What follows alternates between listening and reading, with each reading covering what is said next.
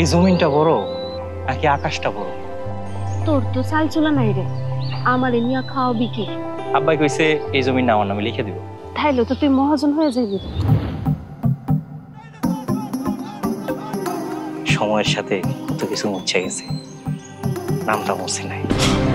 যে দেখতে না এসে ওদিকে চলে যা। এটা যেমন তোর বাপের ঘর, এটা আমার বাপের ঘর। পালক পিতার সম্পত্তিতে পালক পুত্রের তো কোনো অধিকার থাকার কথাই না। দুলাভাই আমার লোকের কাছ খেলায় আমি আমার জমি নিয়ে এখান থেকে যাব। ফজরের টাইম হয়ে গেছে, গ্রামবাসী উঠেন। তুই কি হালাল কিছু কামাই করস? আব্বার নামে যেটা দিমু এটা হকালালি টাকাই দিমু। শাড়িতে তোরে খুব সুন্দর লাগতেছে, টিপ পরস না কেন? টিপ পরলে আরো সুন্দর লাগতো। ঢেউয়ের সাথে সাথে সবকিছু ডুববা গেছে, জোয়ার ভাটার মাঝখানে সবকিছু খুঁজে হারাই গেছে। আব্বাই মরণের আগে ওসিয়ত করে গেছে পুপাড়ার ওই জমিটা আমার দিয়ে দিতে।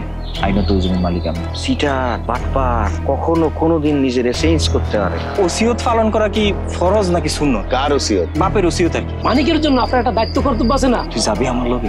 আকাশটা ভাঙ্গা তোর মাথার উপর পড়ে না কেন? আমার জমি আমারে বুঝিয়ে দিবি, যদি বুঝিয়ে না দেস এবারে তিনটে থাকতে পারবি। ওসিয়ত নামা নিয়ে কিছু কথা বলতে চাইছিলাম। যে ছেলের ইমানই নাই ভেতরে, তার কথা আপনি বিশ্বাস করবেন?